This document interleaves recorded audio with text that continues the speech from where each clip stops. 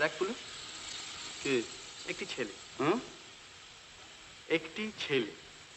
আচ্ছা, গ্রামের ছেলে, বেশ। দরিদ্র, কিন্তু সেন্সিটিভ। বাপ পুরু মারা গেল। আচ্ছা, ছেলেটি শহরে, সে পুরুতগিরি করবে না, পড়বে, অ্যাম্বিশাস। পড়, শিক্ষার ভেতর দিয়ে, স্ট্রাগলের ভেতর দিয়ে আমরা দেখতে পাচ্ছি তার কুসংস্কার, গোঁড়ামি সমস্ত কেটে যাচ্ছে। বুদ্ধি দিয়ে ছাড়া সে কোনো কিছু মানতে চাইছে না, কিন্তু তার কল্পনা শক্তি আছে, তার অনুভূতি আছে। ছোটখাটো জিনিস তাকে মুভ করছে, তাকে আনন্দ দিচ্ছে।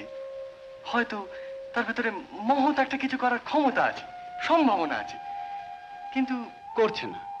করছে না। কিন্তু সেইটি শেষ কথা না, সেটি ট্র্যাজেডিও নয়।